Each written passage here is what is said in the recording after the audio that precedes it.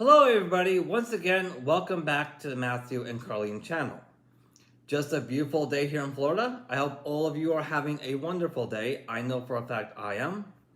Today we are professionally debunking the Me Too survey that supposedly went viral a little while ago.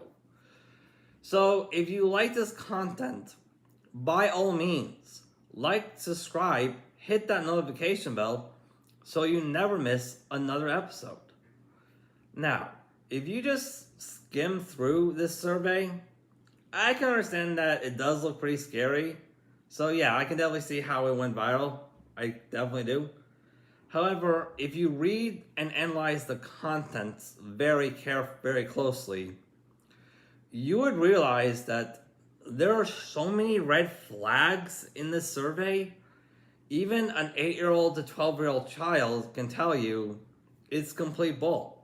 It was literally just made up to promote fear and hatred towards men. It literally was. So let's get into it, shall we?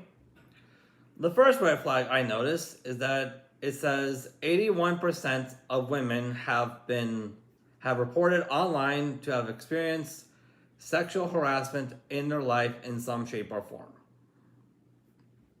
Yeah, 81%, huh? Wow, that's a very large number. In fact, last time I checked, that's literally COVID pandemic percentage.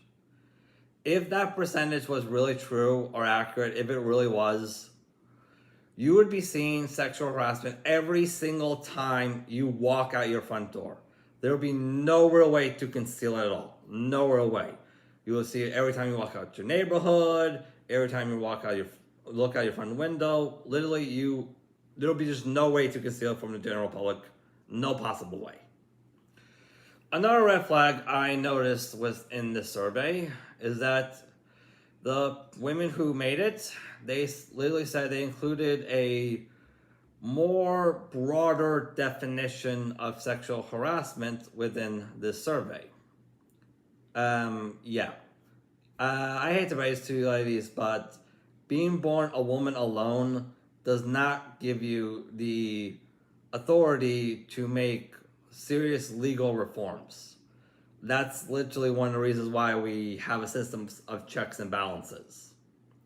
So when this woman stated that she's using a broader definition of sexual harassment within the survey, they fully admitted they're not utilizing the official legal definition or the official legal term of sexual harassment.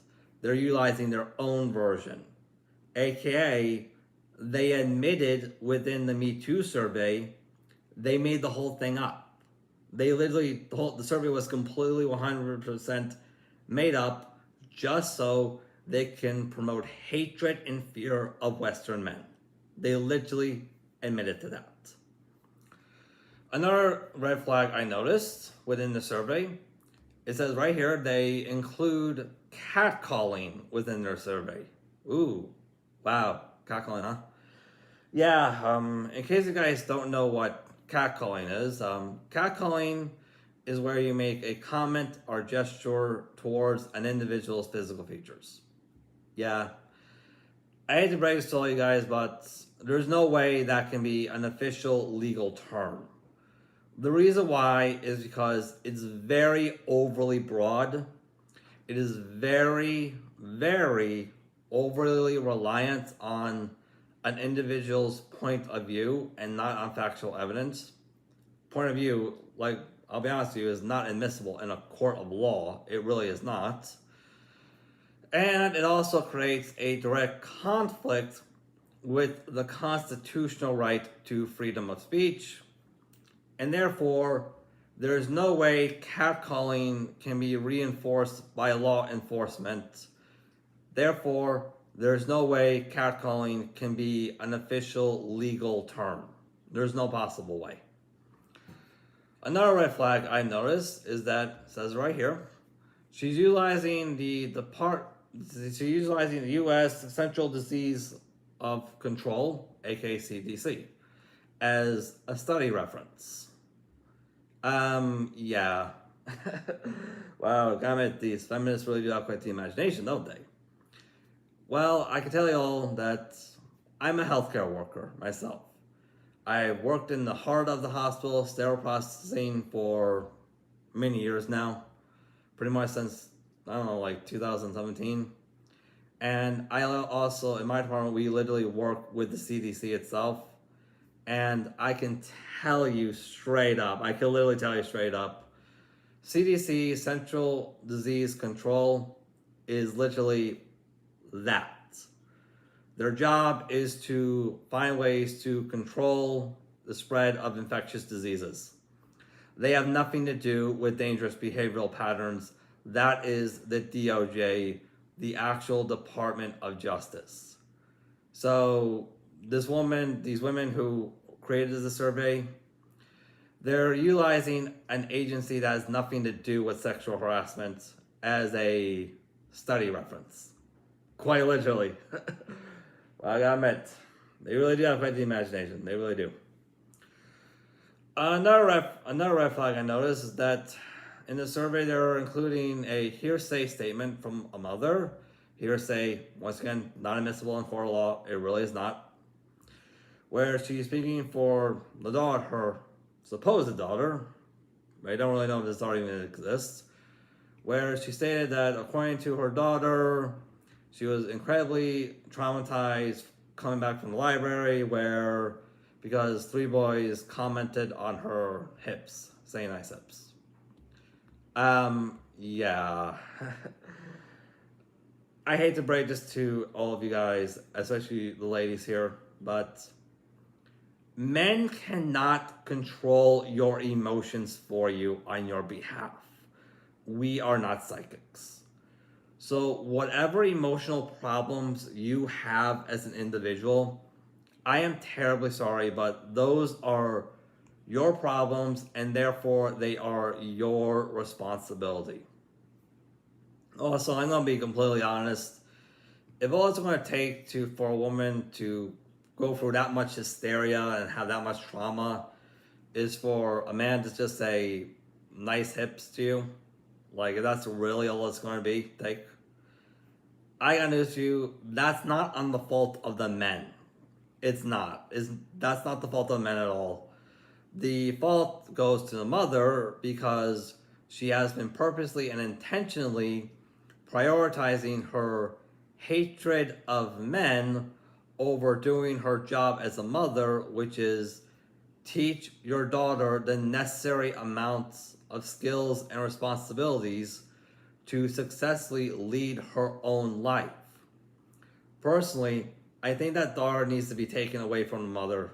Like, I honestly, I think child services should intervene and take that daughter away from the mother because the mom admitted within the actual survey itself she has no intentions on doing her job as a mother. She really does not. Now, I am going to finish this off by once again saying, I don't have any problems with Western women at all. The reason why I became a passport bro and decided to invest in the international dating market, that's how I met Carlene, is because, well, I'll be honest with you, when you research the intense amount of effort is going on right now in making men out to be the villains, literally just utilizing men as as a cultural-based scapegoat, I can tell you straight up, I cannot recommend the local Western dating market until legal reforms have been made to address what feminism is doing. Because let's face it, the current male suicide rate is living proof that men right now have a much higher chance of experiencing an actual fatality by investing in the local Western dating market than they do have of having a positive dating experience. I'm sorry, but as a healthcare worker, I took a Hippocratic oath to essentially take all healthcare matters very seriously in a non-biased way. And I'm not compromising that for anything. Literally, no. I'm not compromising that. This is the reason why I'm calling to both men and women to be calling out this behavior. It's also the reason why I am very much highly recommend being past the passport bro movement. I very much support it completely. I 100% support it because the more and more men become passport bros, the more and more it's going to be difficult for feminists to conceal what their true intentions are. After all, funny thing about scapegoats, even if they're cultural based, scapegoat has to be there in your life in order for it to work into your benefit. If the scapegoat is not in your life, then the whole thing just backfires. It really does. Because no one knows what you're even talking about anymore. Anyways, thank you so much for watching my channel. To all my supporters, to all my fellow passport bros, and to the women from overseas like Brazil, Thailand, the Philippines, etc., etc., I want to say thank you so much. Your message that we don't have to bend the knee to this has been appreciated with the greatest of gratitudes. I appreciate you all so much. Thank you.